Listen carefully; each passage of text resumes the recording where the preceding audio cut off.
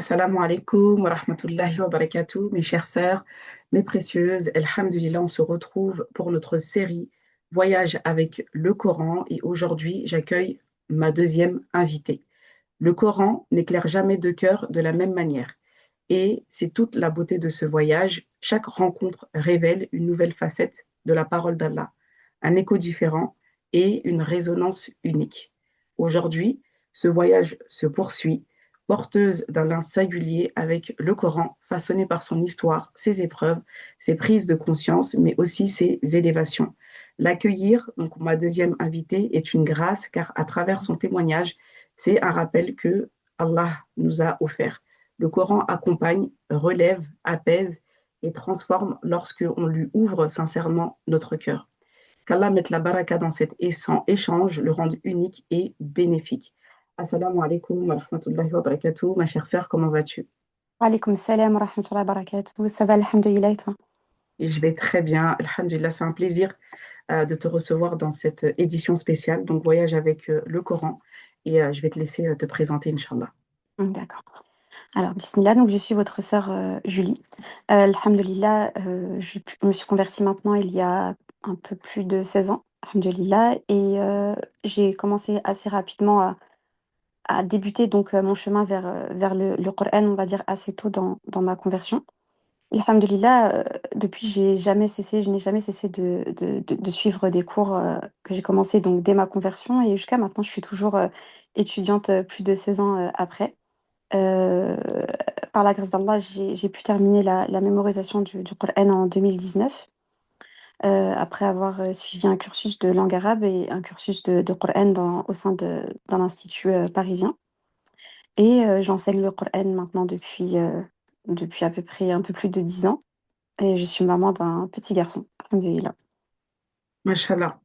Allah barik, qu'Allah Azza wa Jal te préserve, ma Hum. chère sœur Julie. Et merci pour cette très belle présentation. Est-ce que tu peux nous dire maintenant comment a débuté ton voyage avec le Coran? Donc, j'ai entendu que depuis ta conversion, Alhamdulillah, tu as commencé les cours. Comment t'es venue, en fait, l'idée, en tout cas, et le désir d'enseigner? Alors, mon voyage avec le Coran, il a débuté dès le début de ma conversion. Mhm, J'ai tout de suite été intéressée par l'apprentissage du Coran. Alors déjà, pour plusieurs choses, c'est que quand je me mets dans quelque chose, souvent je m'y mets entièrement, en fait, je m'y mets à 100%. Donc du coup, d'accord. dès le début, j'avais vraiment envie voilà, de connaître certaines sourates pour pouvoir prier. C'était assez frustrant pour moi de prier et de ne pas connaître assez de sourates, mais également de ne pas bien réciter. Voilà, c'était quelque chose qui était assez frustrant pour moi, de me dire Mhm, que j'avais une prononciation qui était pas très bonne. Et alhamdoulilah, dès le début, les premiers cours dans lesquels je m'étais inscrite, donc dans la mosquée où je me suis convertie, la prof de Coran était une prof de Coran, je dirais une vraie prof de Coran, qui avait l'ijaza, voilà, qui avait une certaine pédagogie et qui nous a sensibilisés comme ça dès le départ euh, à cette matière et aussi surtout à l'intérêt de maîtriser la lecture, la récitation, etc. Donc j'ai essayé, donc tant bien que mal, parce que j'avais quand même des difficultés, mais je suis restée sur ce chemin. Et de fil en aiguille, c'est un petit peu comme si Allah m'avait fait rencontrer à chaque étape de ma vie des personnes qui m'ont fait entrer encore plus dans ce monde. Donc, une fois, j'ai assisté à une. Je m'étais inscrite simplement à un petit séminaire d'été, donc dans un institut, et j'y ai rencontré une de mes premières profs de Coran. Donc, je l'ai mhm. tellement aimée en une séance que du coup, je me suis inscrite dans ses cours pour la rentrée. Et c'est vraiment à partir de là que voilà, je suis, on va dire, complètement rentrée, on va dire, dans le monde du Coran et que, alhamdoulilah, j'en suis jamais sortie. Et j'espère qu'Allah me maintiendra sur cette voie jusqu'à mon dernier souffle. Amin. Je pense que peut-être c'était aussi en lien avec le fait qu'avant l'islam, j'étais beaucoup, beaucoup, beaucoup baignée dans la musique. Et ça a été pour moi quelque chose d'assez difficile que j'ai arrêté, on va dire, vraiment au tout début de ma conversion. Mais c'était quand même un grand sacrifice pour moi. Et j'avais besoin de quelque chose, en fait, qui vienne, en fait, finalement remplacer la musique. Et ce sacrifice que j'ai fait, je pense, m'a aidé aussi à être facilité à cheminer de plus en plus avec le Coran. Mhm. Et en ce qui Machallah. et en ce qui concerne l'enseignement, parce que il y avait l'enseignement dans la question, c'est bien ça aussi. C'est ça. Oui. C'était la question suivante, mais D'accord. je les ai mis ensemble. Donc, tu peux poursuivre, il n'y a aucun souci. Bah, en ce qui concerne l'enseignement, c'est pas du tout une voie que j'ai choisie. C'est plutôt une voie qui s'est imposée à moi un petit peu comme ça. Donc ça a commencé avec les enfants. Une ou deux sœurs que je connaissais m'avaient demandé est-ce que tu peux prendre ma fille? Donc bah, j'ai commencé comme ça avec quelques jeunes filles. Et puis je poursuivais mes études. En fait, je réfléchissais pas vraiment à l'enseignement. J'aimais bien transmettre, mais voilà, je préférais rester focus sur mes études à moi et pouvoir maîtriser vraiment cette science-là avant de pouvoir la transmettre. Et puis voilà, un jour, on m'a demandé dans la mosquée où j'étais bénévole, et on m'a demandé si je pouvais prendre. Au début, c'était deux, trois classes. Puis l'année suivante, c'était 5. Et puis l'année d'après, c'était. Puis jusqu'à ce qu'après, c'était 9, 10, une dizaine de classes. Donc c'est quelque Mhm. chose qui s'est, on va dire, imposé à moi, avec un grand plaisir, bien entendu, mais c'est pas quelque chose que j'ai cherché. Voilà, j'ai pas déposé de CV, j'ai jamais demandé à quelqu'un, voilà, d'enseigner. Mais alhamdoulilah, voilà, c'est venu à moi de façon assez naturelle et progressive. Alhamdoulilah. Alhamdulillah. C'est magnifique, Julie, et qu'Allah facilite vraiment la suite du chemin parce que on pourrait penser que bah, l'enseignement, en fait, c'est quelque chose qu'on choisit forcément. Et subhanallah, là, de par ton cheminement, par le contexte finalement, où est-ce que tu t'es trouvé, ça s'est naturellement imposé à toi. Et Oui, exactement. il y a des choses, subhanallah, que nous, on ne maîtrise pas, hein, mais Allah, il a ses plans aussi pour nous. Et c'est important bah, de placer sa confiance en Allah quand bah, il y a certaines opportunités et de ne pas voilà, les repousser en pensant qu'on n'a pas les capacités ou on n'est pas on n'est pas forcément prête. Oui, Donc, exactement. alhamdulillah. Par rapport à ton voyage avec le Coran, je voulais juste partager le hadith. Quiconque délaisse une chose pour Allah, il lui remplace par quelque chose de meilleur. Donc, tu as parlé en fait bah, de délaisser, en fait, enfin, que tu as délaissé la musique et que, subhanallah, bah, en fait, tu avais besoin de quelque chose pour pouvoir remplacer ça et que, bah, subhanallah, Allah, il t'a offert le Coran. Et c'est tout simplement magnifique. Et c'est vrai que bah, des fois, par habitude, voilà, pour plusieurs raisons, subhanallah, il y a des choses qu'on a du mal à délaisser. Et en fait, quand on le fait vraiment avec la sincérité, on le fait pour Allah, en fait, c'est que du khair derrière. Donc, ça doit nous encourager, en fait, ce hadith, et de se dire qu'une fois qu'on a choisi la voie d'Allah, eh bien, alhamdulillah, en fait, tout ce qui va nous porter préjudice, tout ce qui va nous être nuisible, eh bien, subhanallah, il va nous écarter, en fait, de tout ça. Exactement, oui, exactement. Et en plus, quand Allah nous interdit quelque chose, bah, c'est jamais contre nous, c'est toujours pour nous. Et finalement, ce qu'on pense être un bien, la musique, par exemple, pour certaines personnes, c'est un bien, mais on peut pas comprendre.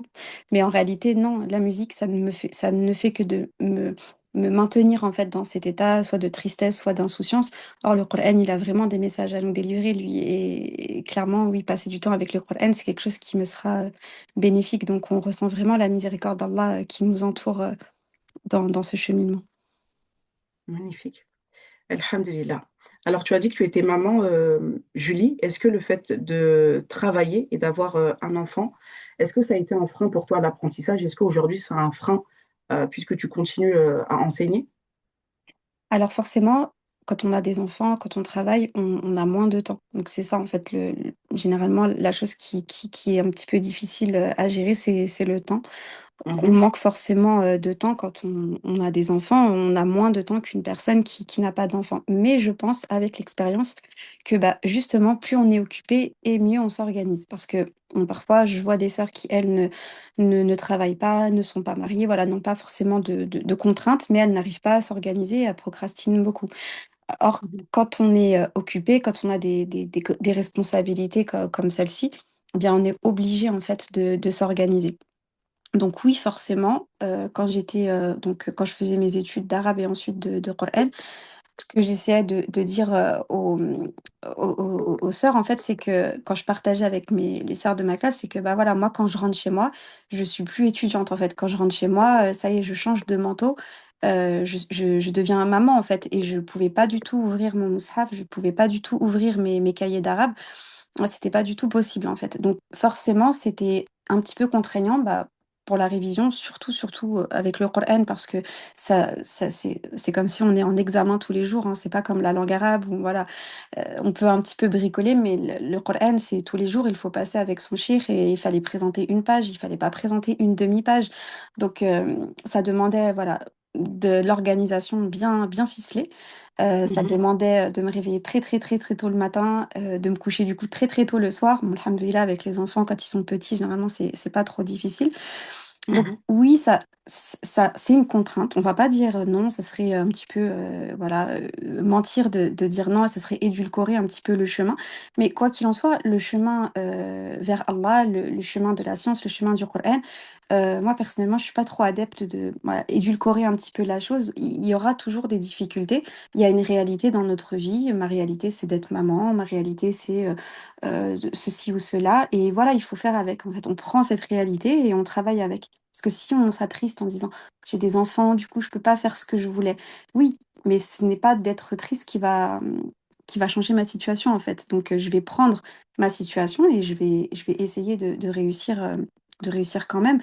Et à titre personnel, ma dernière année de Coran, donc de l'année où j'étais censée finir, Mhm. je m'étais retrouvée un petit peu en difficulté parce que l'année précédente, j'avais fait que la moitié du programme. Donc, j'avais 10 hizb en moins, en fait. Et donc, la dernière année, au lieu de mémoriser 20, je devais en mémoriser 30, c'est-à-dire la moitié du Coran. Et cette année-là, c'est Mhm. l'année où on m'a Mhm. donné le plus de classes. Je me suis retrouvée avec un nombre de classes en début d'année. Je me suis dit, et comme je suis quelqu'un qui en plus ne sait pas dire non, donc je me suis retrouvée à me dire, mais attends, comment est-ce que je vais m'en sortir?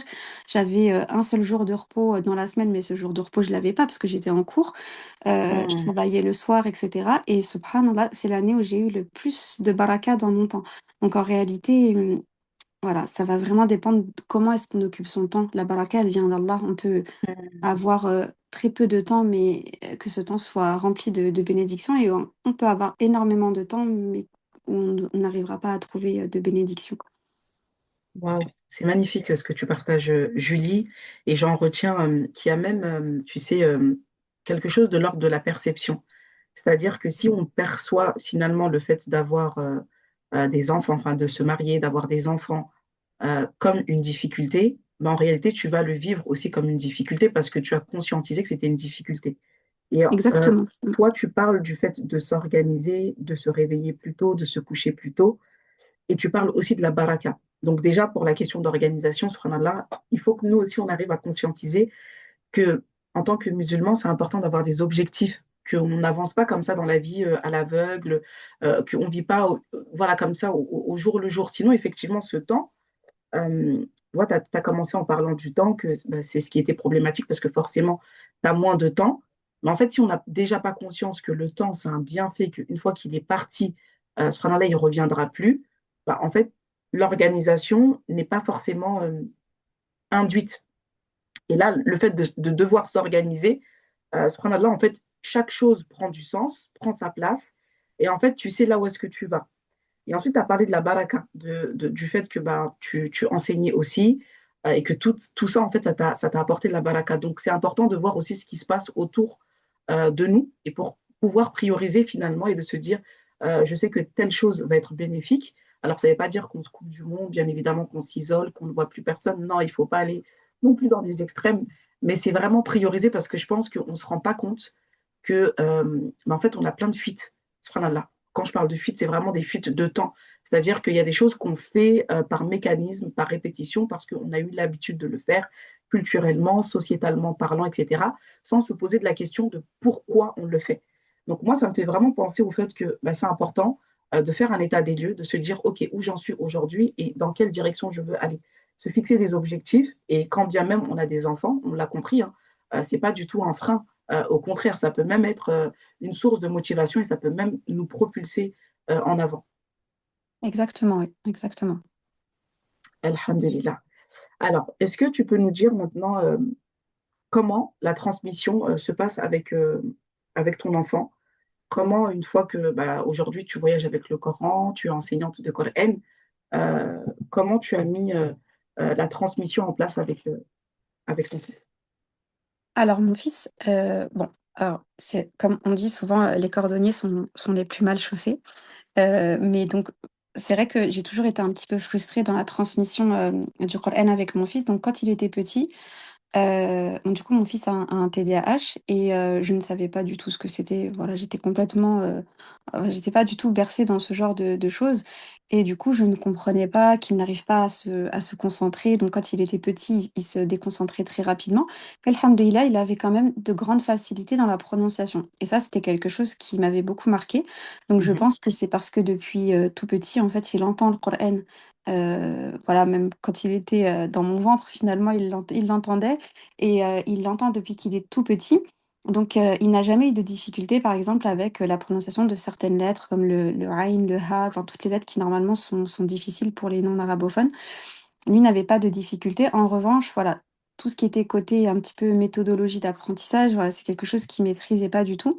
Et jusqu'à maintenant, ça reste toujours un petit peu compliqué. Mais avec mon recul de professeur, euh, il faut accepter aussi une réalité, c'est qu'on est tous très différents et que mhm, certains enfants, voilà, moi je connais des sœurs qui ne sont pas du tout avancées dans le Coran, mais leurs enfants ont fini la mémorisation du Coran et c'est magnifique. Mais en fait, avant, je me complexais un petit peu en me disant, ah, mais moi je suis prof et toute la journée j'enseigne et mon fils n'est pas arrivé à tel ou tel endroit.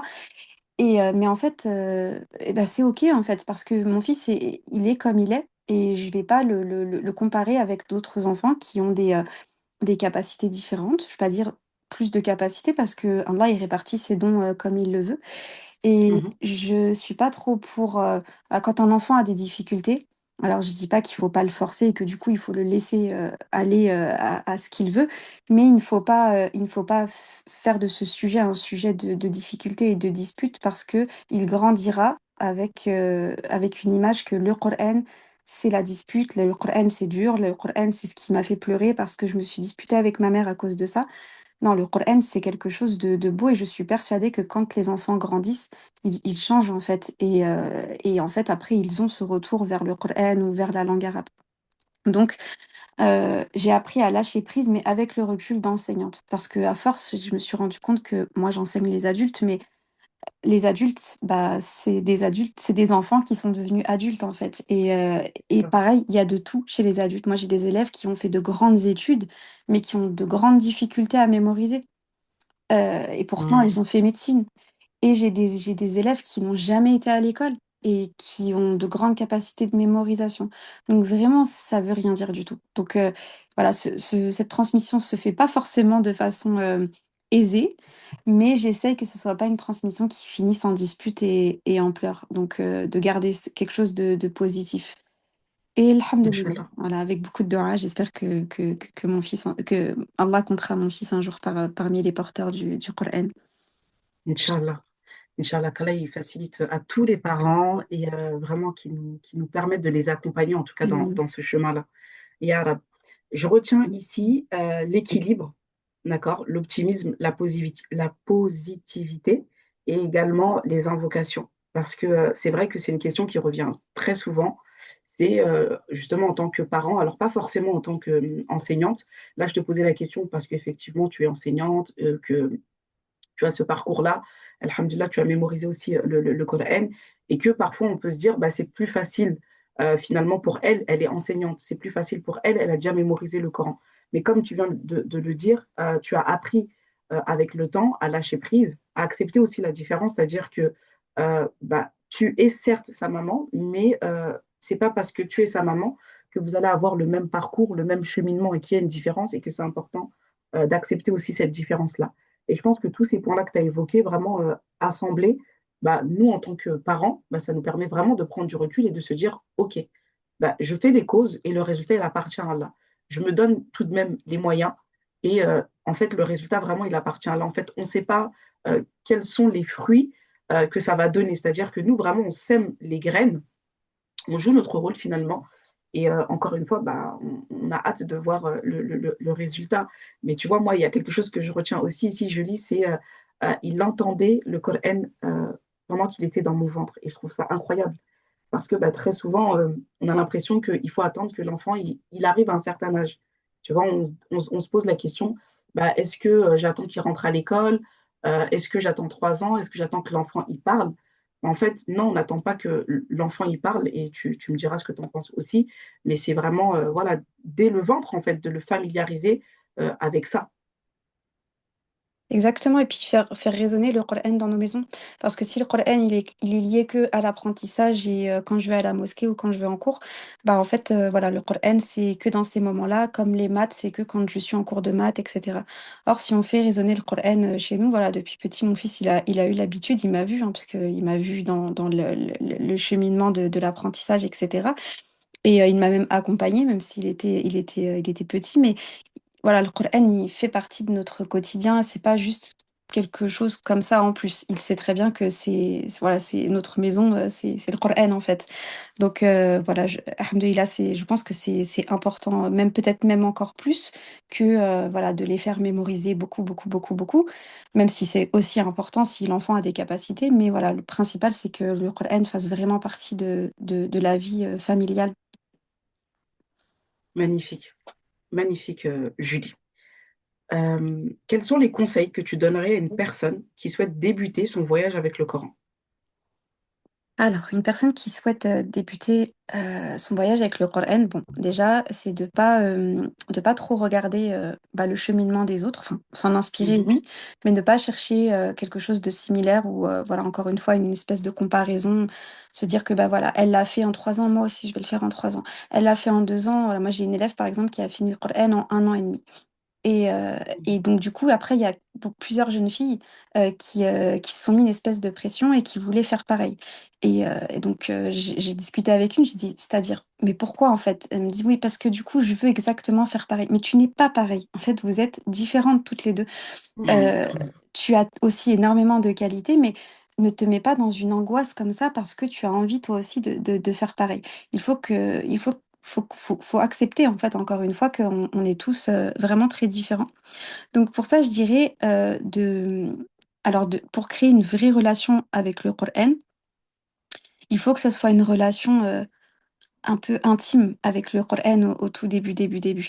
Alors moi, c'est vrai que tout ce qui va être un petit peu, tout ce qui est présent sur les réseaux sociaux, c'est bien les réseaux sociaux, ça a apporté beaucoup de règles, notamment dans la transmission du savoir et cetera, même la motivation. Avant, on parlait pas autant du Coran que maintenant.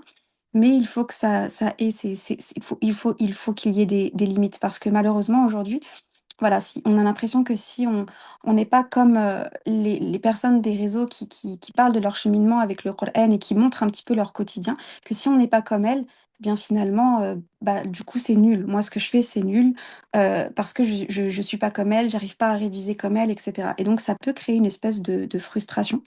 Donc ça encourage, c'est vrai, mais il faut qu'on comprenne que nous, on a notre propre cheminement avec le Coran et c'est une relation qui est intime.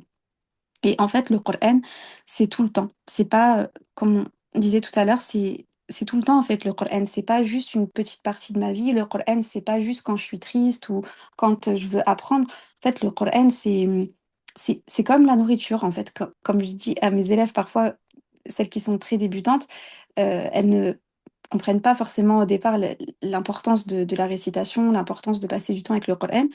Et quand elles me disent qu'elles ont pas appris pendant peut-être 2 ou 3 semaines, j'essaie de les faire réfléchir en leur disant: «Donc ça veut dire que pendant 3 semaines, tu n'as pas nourri ton âme?» C'est, difficile pour elles. Mmh.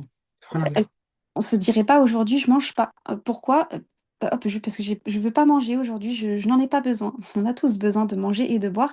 Eh bien, le Mmh. Coran, c'est pareil, en fait. Il faut qu'on considère que, voilà, c'est notre nourriture de notre âme et sans lui, notre âme, elle souffre, en fait.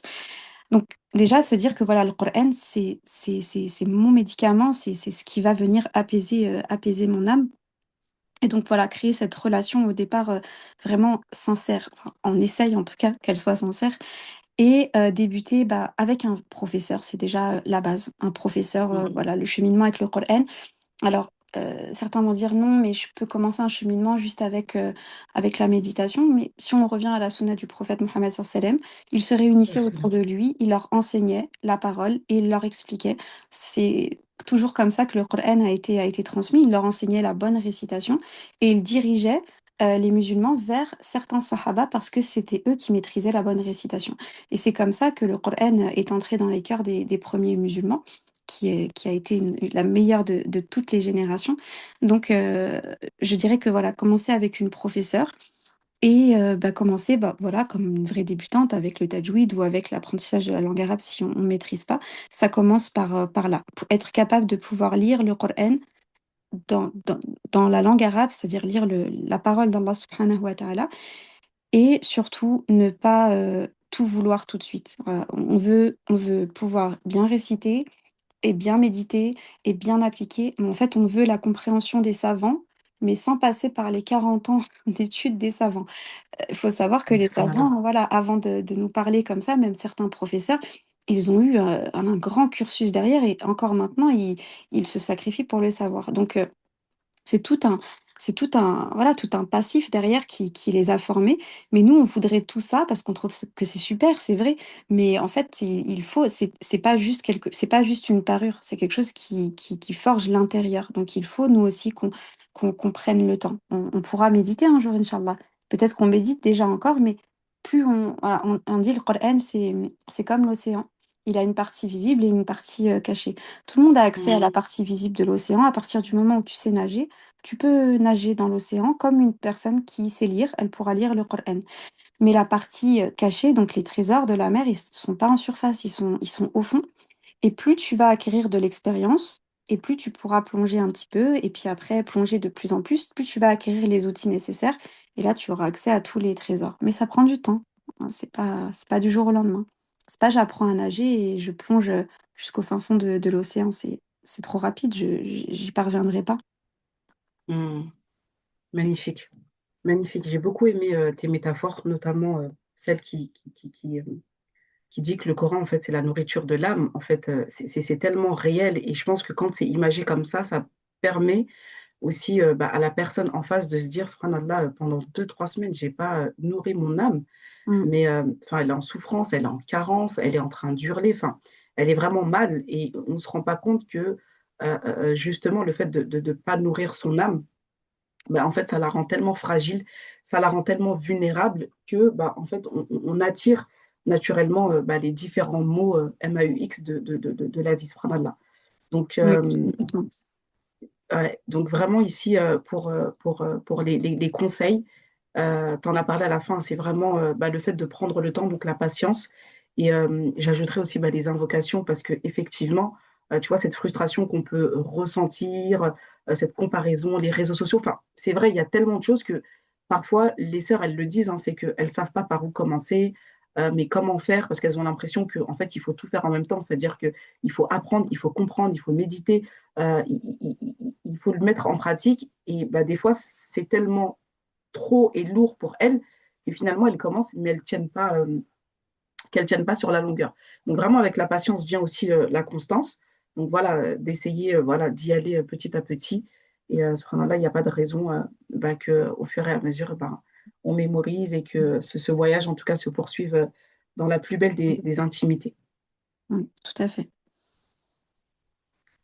Alors, est-ce que tu peux nous parler maintenant des qualités essentielles à l'apprentissage? Je pense qu'on a commencé à en parler un petit peu, mais pour aller un peu plus en profondeur, quelles sont les qualités dont on va avoir besoin? Alors, les qualités dont on va avoir besoin, bon, premier, on peut citer la sincérité, même si, bon, la Mhm. sincérité, voilà, on espère, Inch'Allah, et on essaie de la travailler à chaque fois, mais la sincérité, c'est ce qui va nous aider à maintenir bah, d'autres qualités en place, enfin, à les maintenir, ces qualités, c'est bah, déjà la patience, la détermination. Voilà, quand on sait pas trop pourquoi est-ce qu'on agit, c'est un petit peu dur de rester déterminé et aussi de patienter parce que bah, parfois ça ira, parfois ça n'ira pas. Parfois j'apprendrai facilement et parfois je vais tomber sur des pages ou des moments de ma vie tout simplement où je suis fatiguée et j'y arriverai moins. Également, bah, parfois je vais me battre parce que j'arrive pas à prononcer le ra ou parce que j'arrive pas à prononcer telle ou telle lettre. Il faut de la patience pour ça, c'est sûr. Donc la sincérité, euh, cette sincérité en tout cas qu'on va travailler, va m'aider donc à mettre en marche cette patience.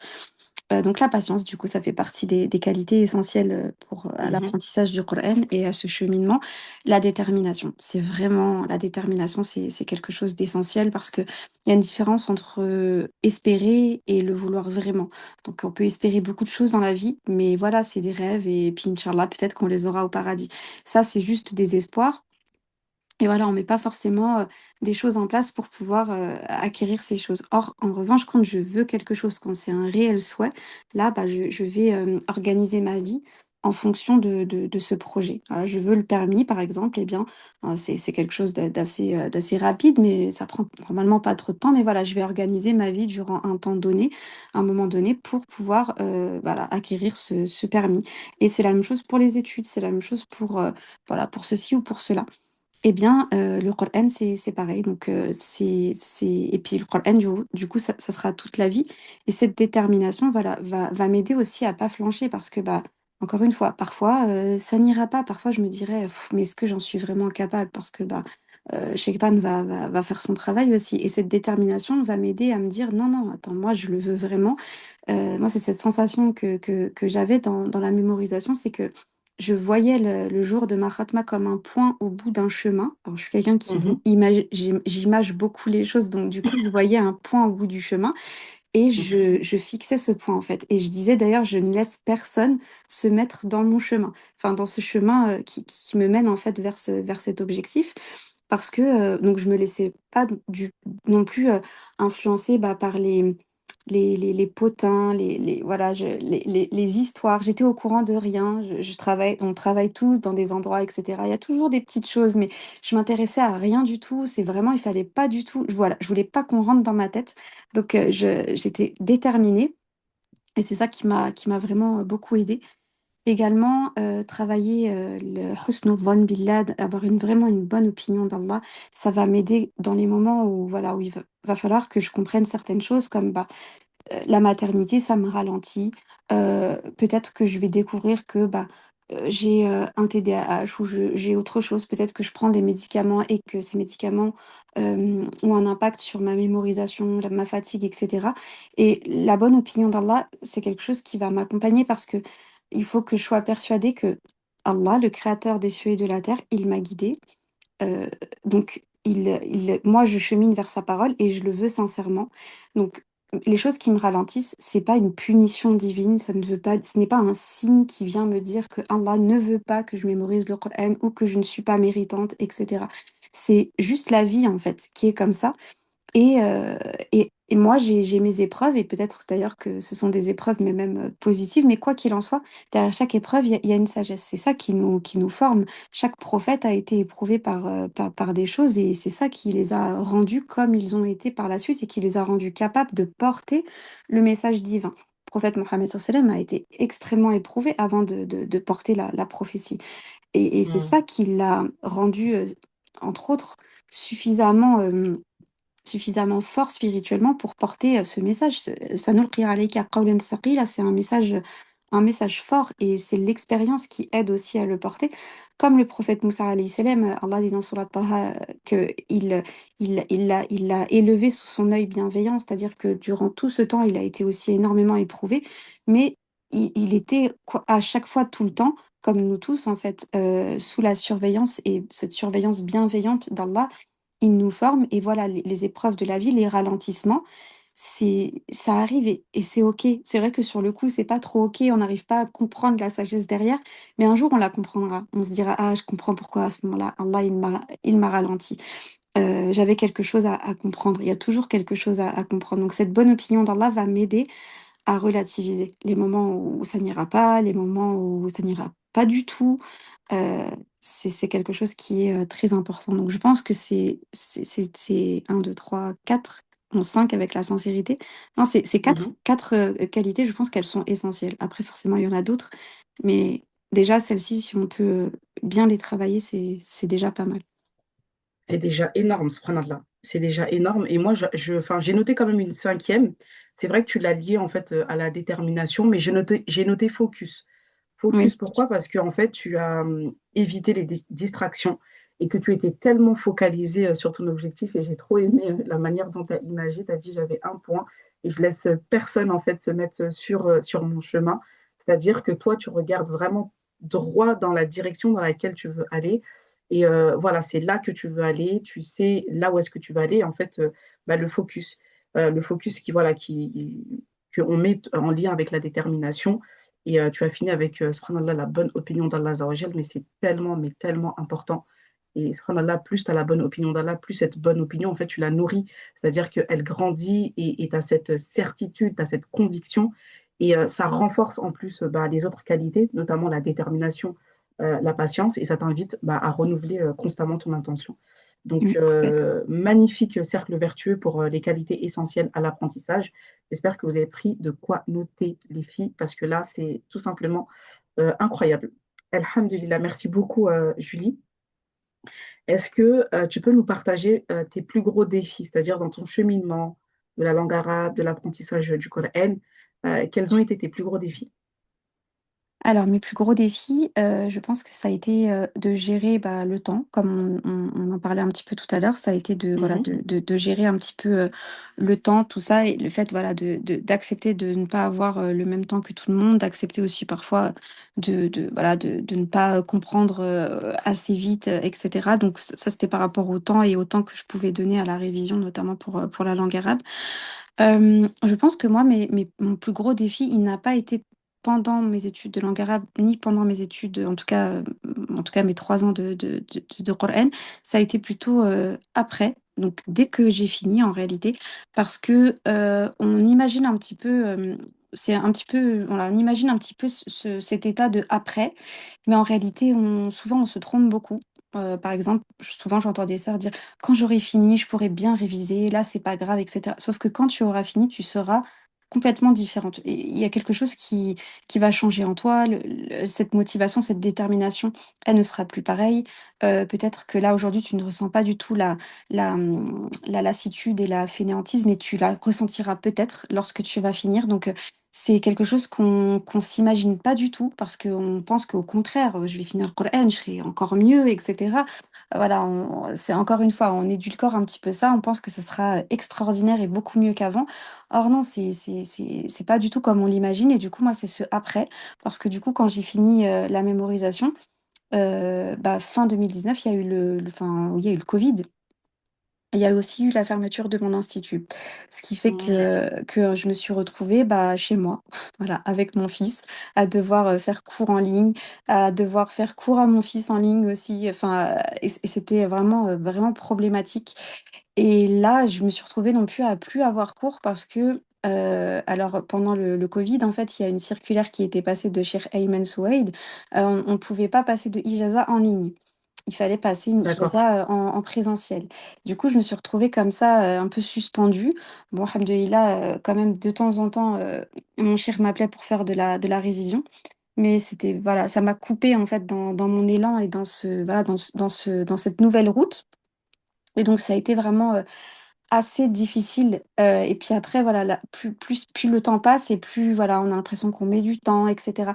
Donc moi, c'est plus le après qui a été un défi, d'un point de vue intérieur, voilà. Il a fallu, ça m'a appris à voir la vie un peu différemment et surtout à comprendre que, bah, j'ai des plans mais Allah, il a aussi d'autres plans. C'est pas parce que jusqu'à maintenant j'ai réussi tout ce que je voulais, réussi, c'est un grand mot, mais je voulais mémoriser le Coran, alhamdoulilah, j'y suis parvenue.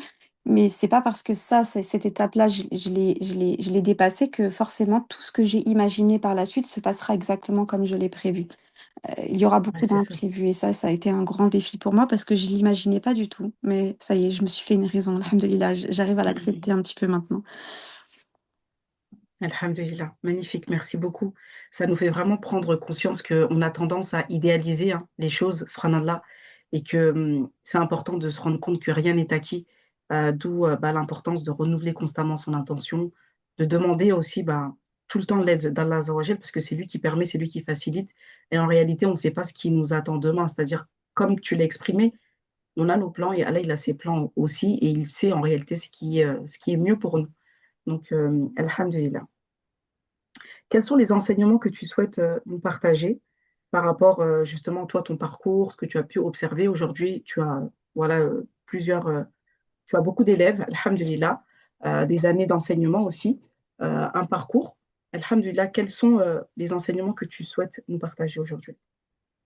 Alors, parmi les enseignements que moi-même j'ai reçus dans l'enseignement, en fait, l'enseignement m'a apporté cet enseignement, c'est Mhm, de toujours passer par, pour créer une relation avec le Coran, de toujours passer par l'amour, en fait, par quelque chose qui va vraiment rentrer dans mon cœur. Lorsque j'ai commencé l'enseignement, j'étais étudiante encore en Coran, enfin, en tout cas, j'étais encore dans la mémorisation.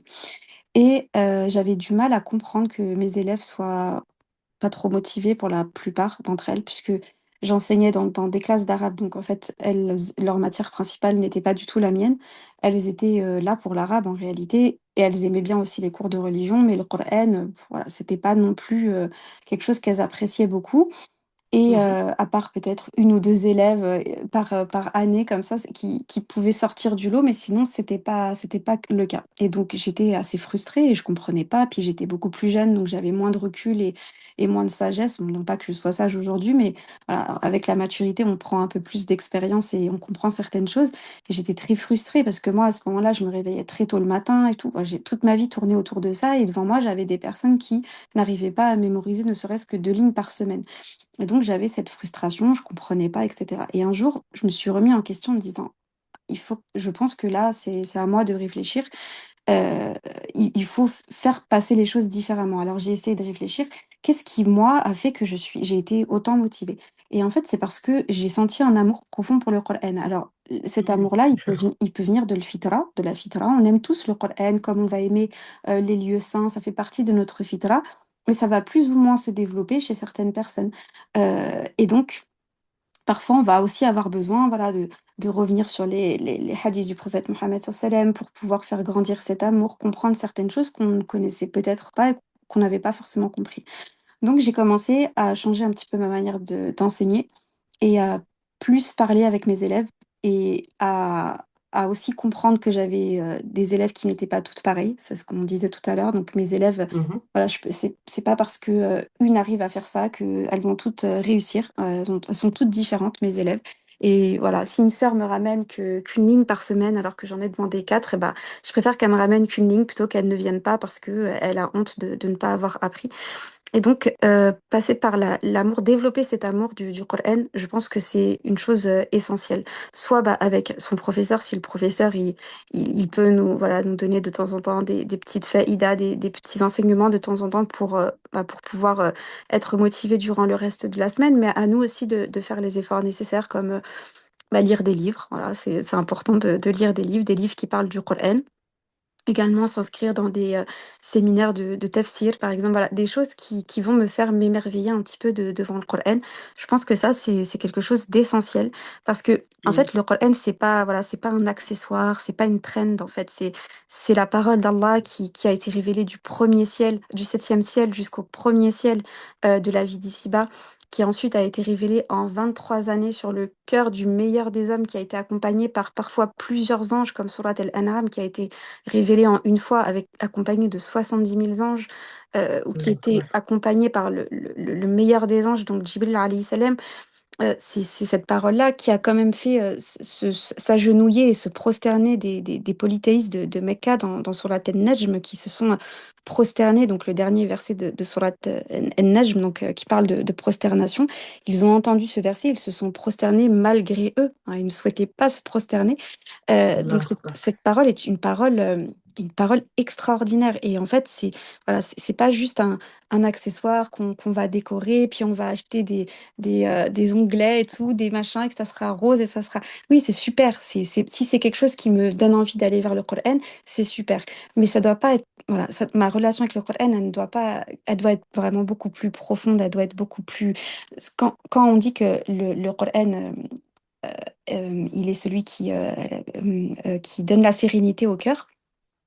C'est que certes, c'est l'entente, enfin, l'écoute plutôt, la récitation, oui, ça joue, mais c'est le sens en fait. C'est le sens qui vient rassurer mon cœur. Par exemple, ma vie est difficile. Allah me promet que Inna al-aqibata lil-muttaqin, que la bonne fin, elle est pour les vertueux. Il me promet aussi dans le Coran que eh bien, ce sont les bonnes personnes qui vont hériter de la terre. Dans le Coran, Allah nous promet le paradis. Dans le Coran, Allah me promet que je ne serai plus jamais triste. C'est ça qui vient apaiser mon cœur. Parce que en fait, bah, qu'est-ce qui vient à m'apaiser dans la vie si ce n'est les promesses? Quand quelqu'un me fait du mal et qu'elle vient et qu'elle me dit, je suis sincèrement désolée, je te promets que je recommencerai plus jamais. Eh bien, voilà, si je suis quelqu'un voilà, d'assez affable, que j'arrive à pardonner, bah, mon cœur va s'apaiser et je vais revenir dans cette confiance. Là, on parle d'Allah, le créateur des cieux et de la terre, celui dont la parole est la plus véridique et sa promesse est une parole, une promesse de vérité. On a même un verset dans Surat Ibrahim qui dit que Shaitan dira au jour de la résurrection, Allah vous a promis et c'était une parole, c'était une promesse de vérité. Moi, je vous ai promis et je vous ai menti. Donc, c'est cette promesse d'Allah constante en fait. Et personnellement, il y a un verset que j'aime énormément qui est dans Surat Fatir. On l'appelle d'ailleurs le verset des récitateurs.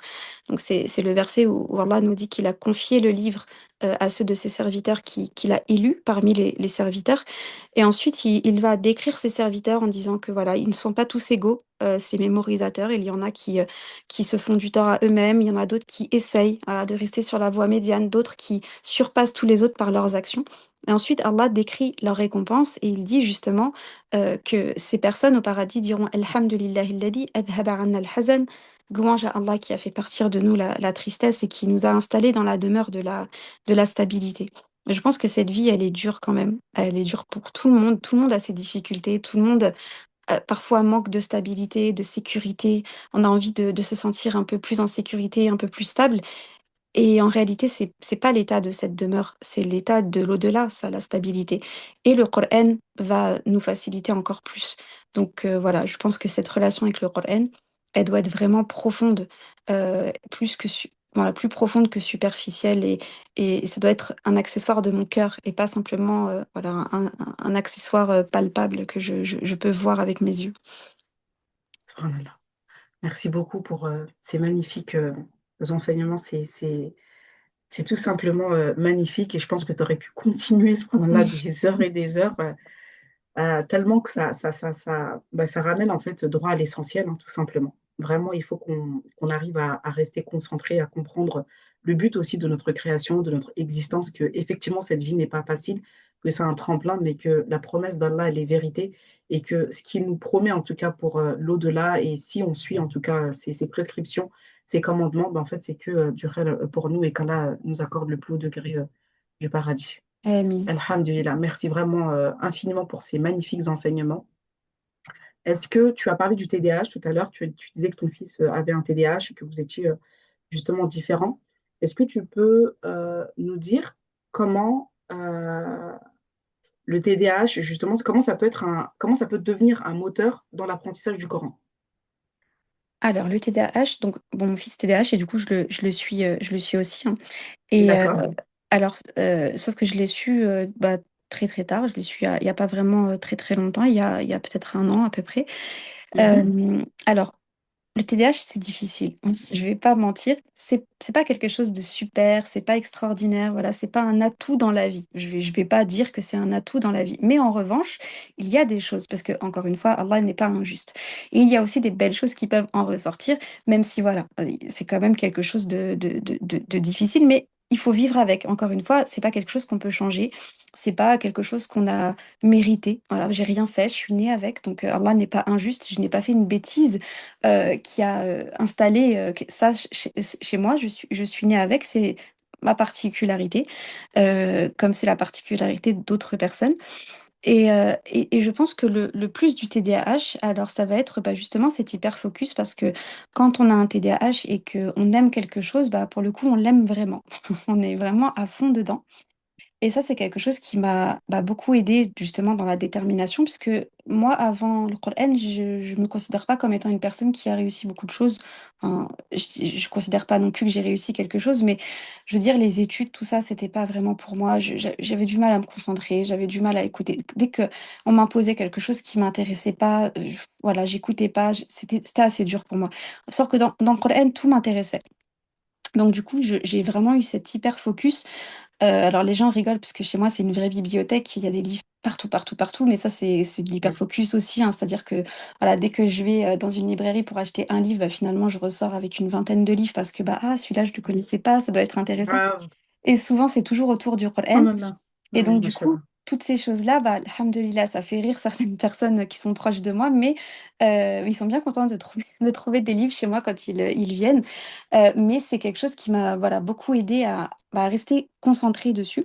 Et après, je dirais que le plus du TDAH, alors là, pour moi personnellement, ça va être au niveau de l'enseignement. Parce que du coup, normalement, qui dit TDAH, qui dit qu'il y a quand même une très très forte hypersensibilité, même si l'hypersensibilité, c'est pas un diagnostic, mais c'est quelque chose qui généralement accompagne les personnes qui ont un TDAH, puisque elles vont être plus sensibles aux expressions, à plein de choses comme ça. Et ça m'a beaucoup aidé avec mes élèves justement à faire du cas par cas, à être très très très observatrice et à essayer d'adapter mon enseignement à chaque élève de manière totalement différente.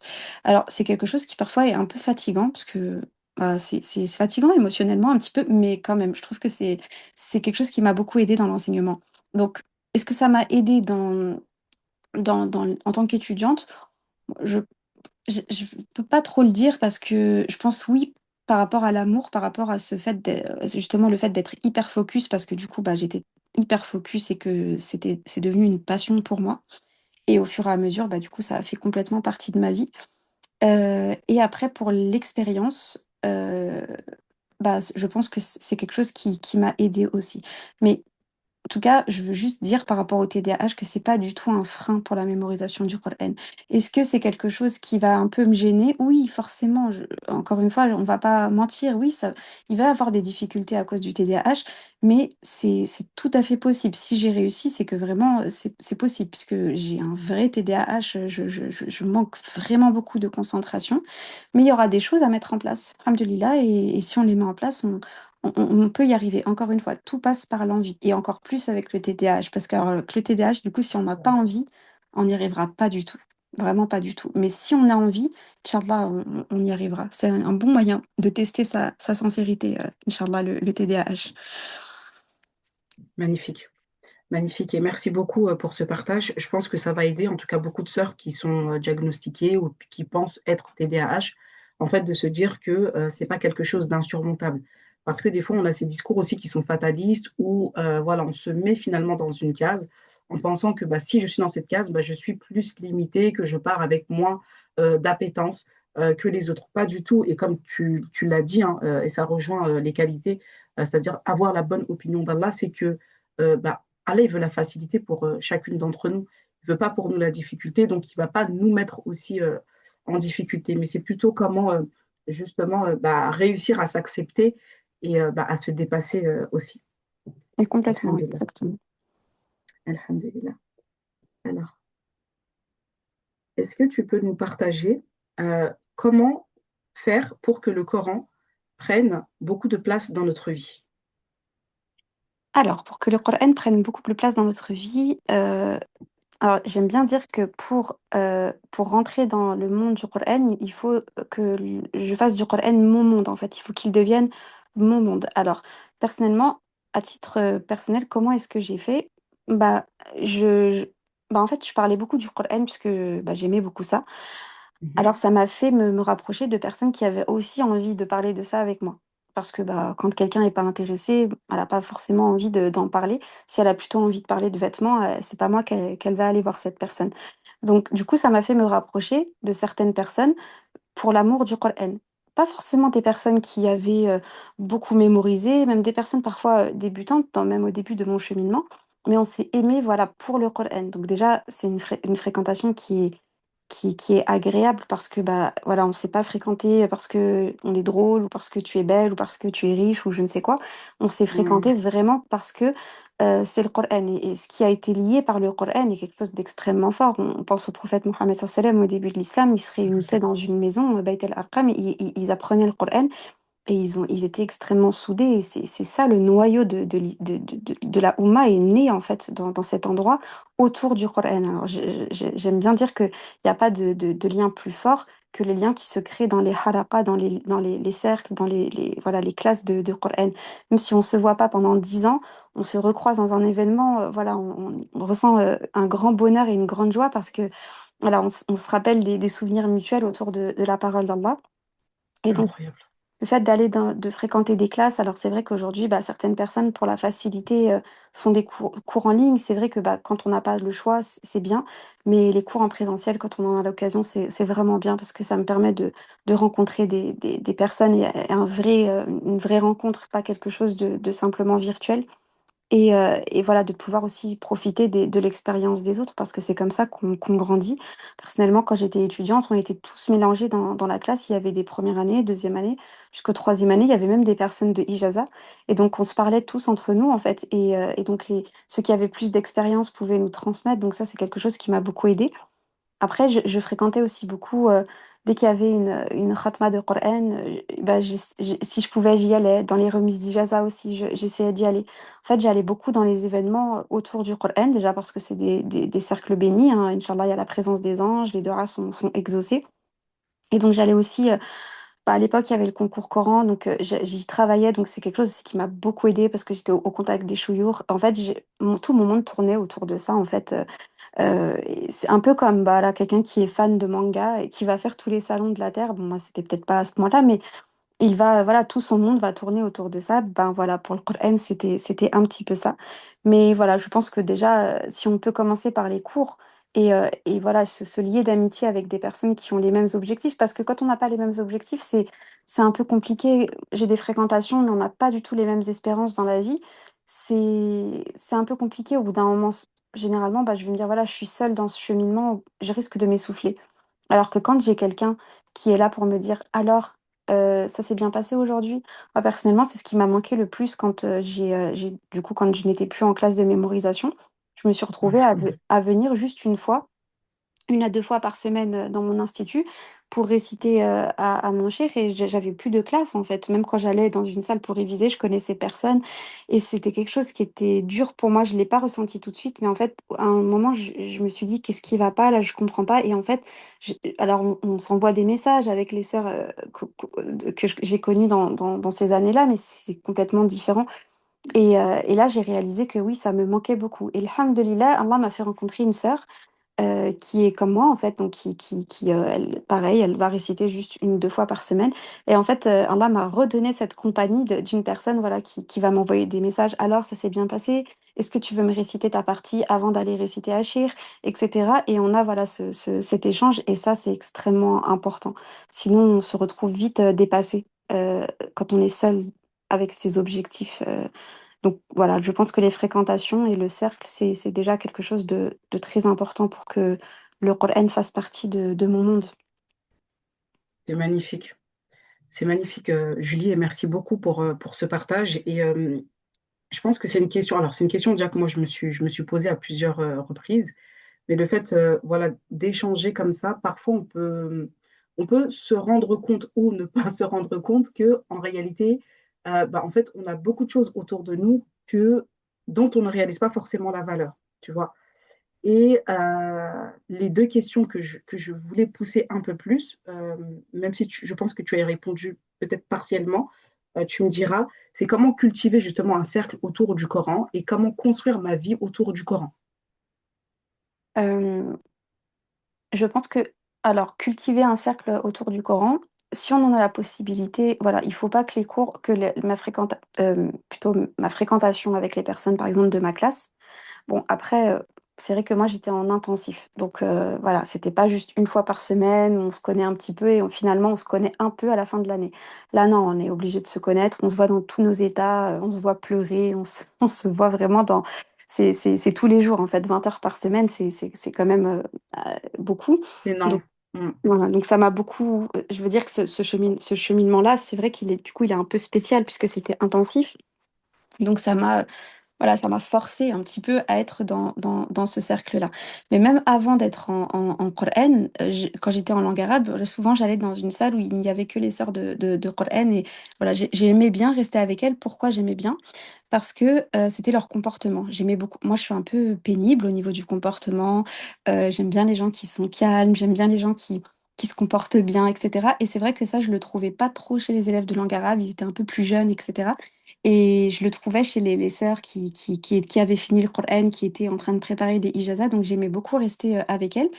Et moi qui suis quelqu'un à la base d'assez réservé, bah, c'est elle qui me parlait. Voilà, j'étais assez jeune à l'époque, donc du coup, j'étais un peu une petite pour elle. Et puis, je parlais beaucoup avec elle. Et donc ça, c'est quelque chose qui m'a aidée. Et je pense qu'après, il faut pousser ces liens en dehors. Donc voilà, pour cultiver ça, après, même en dehors des cours, voilà, il faut pas hésiter à voilà, tout comme on est capable de dire à une sœur, voilà, à plusieurs sœurs, tu viens, on fait un pique-nique, tu viens, on va au restaurant, eh bien pourquoi on ne se verrait pas pour parler du Coran, par exemple? Pourquoi est-ce que si j'ai un appartement, que je peux inviter des gens chez moi, bah pourquoi j'inviterais pas 4-5 sœurs et puis voilà, puis on passe cette soirée-là autour du Coran. C'est vrai que c'est sympathique de manger, c'est sympathique de faire des choses voilà, un petit peu pour se laisser aller, mais voilà, le Coran, c'est quelque chose qui est censé nous réunir, hein. Souvent, je dis par rapport aux familles, on se réunit pour manger, on se réunit pour parler, on se réunit pour regarder la télé, mais on se réunit pas pour le Coran. Pourquoi est-ce qu'on se réunit pas en famille comme ça? Je connais une sœur personnellement, ils ont une grande famille et c'est ce qu'ils font. Ils se réunissent, je pense, tous les jours, hein, un petit peu comme ça le soir. Et ils parlent du Coran en fait ensemble. Ils font une halaqa en fait familiale. Je trouve ça extraordinaire en fait qu'avec les C'est plus petits, magnifique. les plus grands, ah, c'est extraordinaire parce que on se réunit pour tout, mais dès qu'on se réunit comme ça, si on se réunit autour du Coran, oh ça fait un peu bizarre. Bah non, c'est pas bizarre, c'est extrêmement beau. Au contraire, c'est plutôt d'être devant la télé qui peut être finalement un peu bizarre. Donc voilà, c'est bien beau de faire des restos, de faire des pique-niques, etc. Les mondanités, c'est bien. Mais voilà, si on peut par exemple faire comme des petits cercles de lecture. Bah voilà, ce mois-ci, chacune va lire on va lire la même sourate, par exemple sourate Taha, et puis on se retrouve dans un mois et chacune va venir et on va se parler entre nous. Alors l'idée, c'est pas de faire un cours, mais c'est de se parler entre nous. Voilà, toi, t'as ressenti quoi? On va tous ressentir des choses différentes parce qu'on est tous à des endroits différents de notre vie. Il y a aussi des niveaux de compréhension différentes. Et on va parler de ça, on va partager. Moi, ce que tu vas me dire, ça va me toucher parce que moi, j'ai pas vu les choses comme ça. Et c'est quelque chose qui va permettre de grandir nos liens, mais également voilà, de mettre encore plus le Coran dans ma vie et dans mon quotidien. Et après, je pense que quand on enseigne, bah là, c'est vrai que par la force des choses, le Coran, il fait complètement partie voilà, de ma vie du matin jusqu'au soir. Alhamdulillah. Alors, c'est vrai que l'enseignement, c'est pas quelque chose de facile malgré ce que certaines personnes pensent, ils disent oui, enseigner, ça doit être super. Oui, c'est magnifique, c'est extraordinaire. C'est vraiment, voilà, je changerais ça pour rien. Mais, euh, mais quand on est un problème de concentration, c'est assez dur hein, de rester concentré parfois pendant 4-5 heures d'affilée sans, voilà, parce que le Coran, c'est pas comme lorsqu'on parle. Hein, si je parle, je peux rêvasser pendant quelques secondes. Dans le Coran, si je rêvasse pendant 3 secondes, j'ai raté 4 mots. Donc, et ça demande vraiment beaucoup de concentration. Mais alhamdoulilah, c'est quelque chose quand même d'extraordinaire de se dire que je voyais ça chez mon ancienne prof, ma toute première prof, lorsque j'avais entendu le hadith où le prophète sallam nous dit Majtama'a qawmun fi baytin min buyutillah. Donc il n'y a pas une fois où des gens se réunissent dans une des maisons d'Allah, yatluna kitab Allah, qui récitent le livre d'Allah wa yatadarasunahu baynahum et qui l'enseignent, qui l'étudient entre eux. Illa nazalat alayhimus sakina, que la sakina, donc la quiétude descende sur eux, wa ghashiyatuhumur rahma, que la miséricorde ne les recouvre, wa hafathumul malaika, que les anges ne les entourent de leurs ailes, wa dhakarahumullahu fi man inda, et qu'Allah les mentionne auprès de son assemblée. Donc déjà, tout ce qu'on a cité précédemment, c'est incroyable, mais alors se dire que le Créateur des cieux et de la terre va me mentionner par mon nom auprès de son assemblée qui est la meilleure des assemblées. Si aujourd'hui un professeur me cite devant une assemblée parce qu'il veut me donner me montrer en exemple, dans cette assemblée, il y a des personnes qui seront pas contentes, il y a des personnes qui seront pas d'accord, il y a mais qui le penseront intérieurement, il y a des personnes peut-être même qui seront jalouses. Il y aura de tout. Or, l'assemblée d'Allah, c'est une assemblée d'anges purifiés et ils vont m'aimer parce que Allah a parlé de moi. Et c'est quelque chose d'extraordinaire de se dire, ça veut dire que tous les jours, en cours, si tu viens en cours ou tous les jours, si tu enseignes, le Créateur des cieux et de la terre, il cite ton prénom.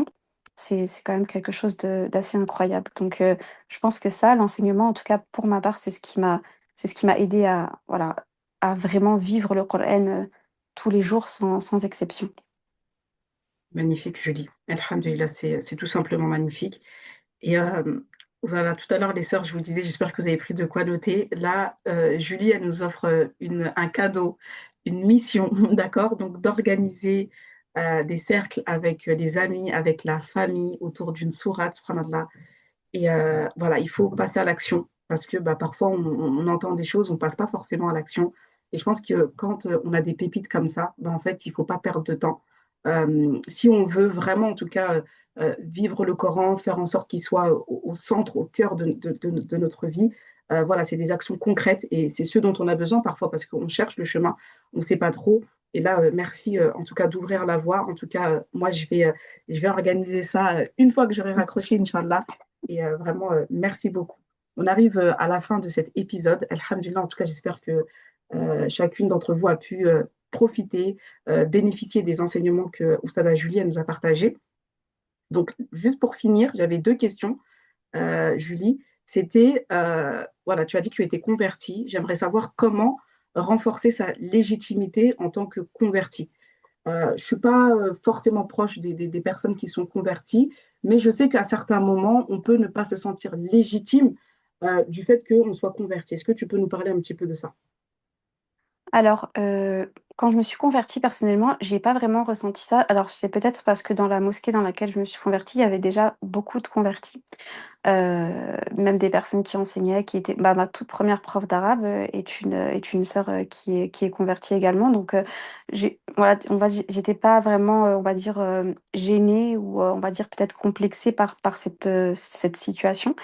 Mhm, Ce qui m'a beaucoup aidé à me sentir plus légitime, c'est la langue arabe. Parce que du coup, c'est vrai que c'est difficile quand, bah, voilà, moi par exemple, m'entendre réciter avec un accent de française, au début, c'était vraiment quelque chose d'assez difficile. Et je me rappelle qu'un jour, une professeure m'a dit, bon, c'était une professeure, voilà, c'était peut-être une blague, mais c'était pas très drôle. Elle m'avait dit que ma voix était toute petite parce que je suis française et qu'elle a dit, ah, Saoutou khafif, ta voix elle est petite parce que t'es française, etc.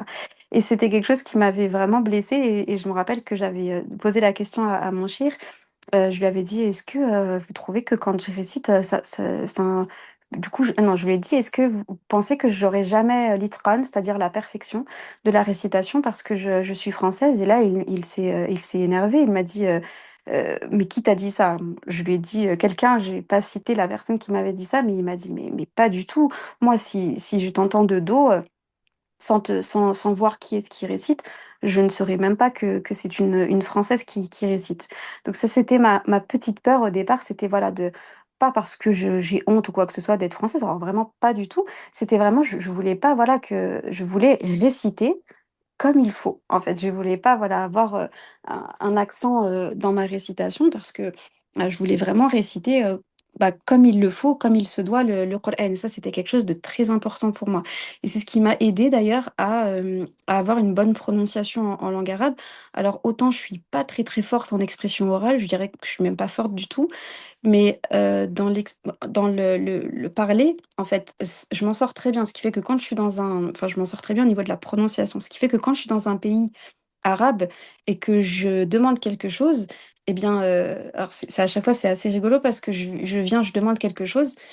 Ils me répondent, mais après la réponse est trop compliquée. Alors je lui dis en arabe, je lui dis je suis désolée, mais là en fait moi je suis pas arabe et du coup je parle pas bien arabe, etc. Et il me regarde avec toujours avec une tête un peu étrange parce que je pense qu'il se demande mais c'est comment elle me dit qu'elle est pas arabe alors qu'elle parle bien arabe. En fait, je veux dire au niveau de la subhanallah, prononciation. ouais.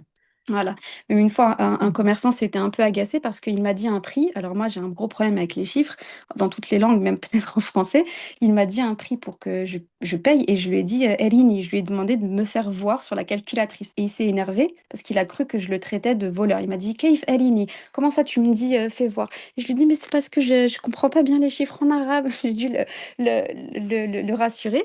Et pareil, il m'a regardé avec une tête un petit peu étrange. Mais pourquoi elle me dit ça? Donc, ça m'a beaucoup aidé, le Coran, à avoir une bonne prononciation. Et du coup, ça a fait que, voilà, je me suis jamais vraiment sentie différente. Voilà, je sais que certaines personnes, j'avais une prof qui me disait, des fois, j'oublie que t'es française. Voilà, une prof d'arabe qui me disait ça, elle me disait, à chaque fois, j'oublie que t'es française. Parce que, bah, je sais pas, j'ai jamais ressenti vraiment de différence entre moi et les autres sœurs. Et d'ailleurs, bah, je trouve que bah, une francophone est pas plus méritante, enfin en tout cas au niveau des efforts de la prononciation, qu'une sœur turque ou qu'une sœur indienne ou qu'une sœur d'Afrique subsaharienne, qu'une sœur non arabophone en fait finalement. Mhm. On passe par les mêmes, voilà, exactement les mêmes difficultés. Donc voilà, j'ai pas vraiment voilà ressenti de difficultés, en tout cas de difficultés sociales au niveau de la légitimité vis-à-vis de ça. Mais voilà, c'était surtout la langue arabe et alhamdoulilah, vu que j'ai réussi à passer ça, ça a été après, j'étais plutôt apaisée. Alhamdulillah. Merci beaucoup pour ton partage et j'espère que ça va aider les sœurs, en tout cas, qui se posent la question ou qui s'interrogent vraiment par rapport à cette légitimité. Alhamdulillah. Tu accompagnes des mamans dans le cadre de l'enseignement. Est-ce que tu peux nous parler un petit peu d'elles, de leur parcours? Oui, alors. Ces mamans, en fait, chaque année, dans les classes de langue arabe, on a toujours quelques mamans qui s'inscrivent. Donc des mamans qui, quand je dis que ce sont des mamans, elles me disent non, on est des mamies. Donc elles ont Mhm. une soixantaine d'années. Oui, D'accord. c'est vrai, elles sont mamies, hein. Elles sont plutôt âgées. Elles ont jamais été à l'école, ce qui fait que c'est assez dur pour elles. Et puis pour majoritairement, ces mamans-là sont des mamans donc bah, d'Afrique subsaharienne. Donc elles n'ont même pas le dialecte arabe. Voilà, la langue arabe n'est pas du tout une langue familière pour elles. Et donc en fait, à chaque fois, chaque année, elles se retrouvent complètement perdues, ces mamans-là, parce qu'elles sont dans des classes qui sont pas du tout adaptées à elles. Elles sont avec des sœurs qui, elles, ont été à l'école, des sœurs qui, voilà, qui sont complètement différentes d'elles. Même si ce sont des sœurs débutantes, elles ont quand même été à l'école et on est complètement différent. Une personne qui a été à l'école n'est pas comme une personne qui n'a jamais été à l'école. On peut pas, c'est complètement différent. Le Mhm. cerveau s'est développé de manière différente et c'est pas qu'elles ont moins d'intelligence, hein, pas du tout, du tout, vraiment pas du tout pour le coup, mais c'est que voilà, elles n'ont pas de méthodologie, puis on peut pas se servir d'une autre langue en plus pour leur expliquer en français, etc. C'est voilà, tout passe par, tout va être différent. Et donc chaque année c'était un peu frustrant et pour moi et pour elles parce que bah il leur fallait un accompagnement plus précis. Ce qui fait que bah, voilà, chaque année, souvent, c'est des élèves qui redoublaient, mais ça les dérangeait pas, elles étaient contentes du moment elles étaient là. Et puis un jour, voilà, j'avais proposé plusieurs fois qu'on ouvre une classe spécifique pour ces mamans, ça s'était pas forcément fait. Puis la prof d'arabe, un jour, a décidé voilà, de les faire venir un peu plus tôt. Et puis finalement, un peu plus tôt est devenu un cours et l'année suivante, j'ai proposé de les prendre en Coran. Alors là, ça a été vraiment quelque chose d'extraordinaire parce que autant quand elles étaient dans les classes mélangées aux autres, c'était assez difficile pour moi de gérer ça. Mais alors quand c'est devenu une classe entière, c'était c'est devenu vraiment, je leur ai dit cette année-là, vous êtes ma classe préférée. C'est-à-dire que parfois j'étais fatiguée, pas trop motivée, vraiment fatiguée, mais voilà, je passe une heure avec elles et quand je ressors, j'ai retrouvé toute ma force, en tout cas intérieure. Alors ces mamans-là, euh, donc, ce que la sensation que j'ai eue la toute première fois bah, que je les ai prises vraiment que entre elles, c'est qu'en Mhm. en fait, elles ont vécu une sorte d'injustice. Pour moi, c'est injuste, en fait. On les a privées on les a privées de savoir, on les a privées d'enseignement. C'est pas quelque chose qui leur convient, parce que non, ça leur convient pas. Quand je discute avec elles, voilà, elles me disent que quand elles étaient petites, elles voulaient aller à l'école et qu'on leur a dit non, l'école, c'est pas pour toi, l'école, c'est pour les garçons. et qu'elles ont été privées de ça, alors qu'elles avaient vraiment envie. Et moi, quand je discute avec elles, des fois, je pose des questions et je me dis, mais elles sont super intelligentes, mais si elles avaient été à l'école, peut-être certaines d'entre elles auraient pu être médecins, parce qu'elles sont intelligentes, en fait, ces mamans-là. Simplement, on leur a pas donné l'occasion de mettre cette intelligence en marche, en tout cas à l'école. Et donc, ces mamans-là, déjà, je les aime vraiment beaucoup. Et elles font énormément d'efforts, beaucoup plus parfois que certaines élèves voilà, qui sont avec moi depuis un certain nombre d'années. Elles s'entraînent réellement, c'est-à-dire que ces mamans-là, elles ont beaucoup plus de difficultés que les autres au niveau de la prononciation, parce que souvent, en tant que non-arabophone, on va avoir des difficultés avec les lettres gutturales de la gorge, par exemple. Mais ces mamans-là, elles ont même des difficultés avec des lettres qui peuvent être anodines, comme le shin ou le jim. Elles n'arrivent pas à le prononcer, ça demande beaucoup, beaucoup, beaucoup d'efforts et d'entraînement pour qu'elles y parviennent. Et elle s'entraîne réellement, c'est-à-dire que c'est pas «Ah d'accord, je prononce mal le shin et la semaine d'après, je le prononce toujours mal». Elle s'entraîne à tel point que je les vois en fait quand elles récitent, elles essayent de serrer la langue sur le palais pour bien prononcer le shin.